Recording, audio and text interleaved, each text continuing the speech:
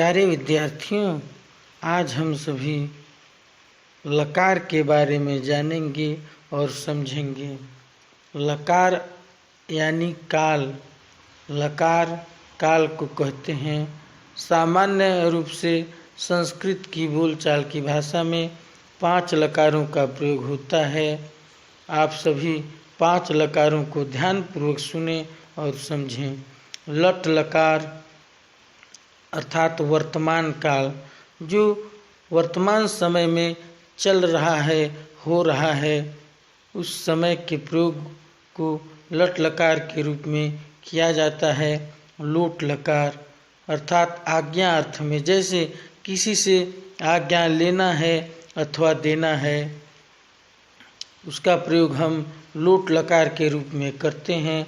तीसरा है लंग लकार अर्थात भूतकाल, जो बीत चुका है, उसका प्रयोग हम भूतकाल के रूप में करते हैं। चौथा है विधि लिंग लकार अर्थात आज्ञा या चाहिए अर्थ में, जैसे किसी भी वस्तु को हम प्राप्त करना चाहते हैं, हमें चाहिए होता है, उस समय हम विधि लिंग लकार का प्रयोग करते हैं। आगे अर्थात 5वां है लृट लकार भविष्यत काल।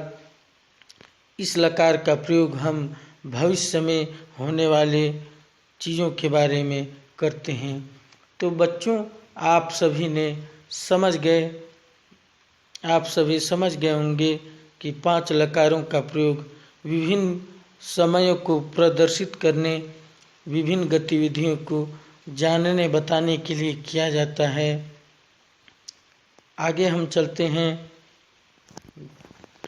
संस्कृत में 8 प्रकार की विभक्तियाँ होती है और 8 कारक होते हैं। उनके नाम और संक्षिप्त रूप इस प्रकार से हैं, आप सभी देखेंगे। विभक्ति प्रथमा, द्वितीया, तृतीया, चतुर्थी, पंचमी, षष्ठी, सप्तमी, संबोधन। अब कारक प्रथमा विभक्ति में कर्ता कारक का प्रयोग होता है, उसका चिन्ह है ने।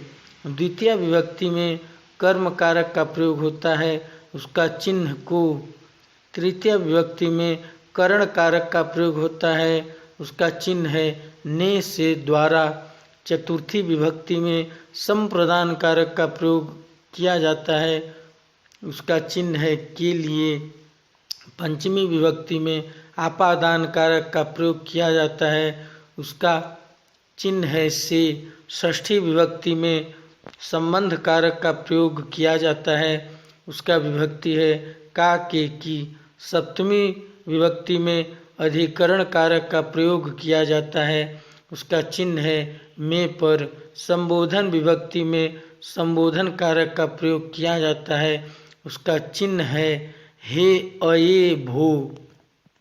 तो प्यारे बच्चों, आप सभी विभक्तियाँ 8 होती हैं, इसके बारे में भी अच्छी प्रकार से जाना, समझा। और लकार 5 प्रकार के होते हैं, उसका प्रयोग किस अर्थ में कहाँ पर किया जाता है, इसके बारे में भी आप सभी ने जाना, समझा। अब इन विभक्तियों को और लकारों को अच्छे प्रकार से याद कर लेंगे, ताकि हम भविष्य में संस्कृत के पठन पाठन, वाचन इत्यादि क्रियाओं में हमारी सहायता लकार और विभक्तियाँ कर सकें। बस आज के लिए इतना ही।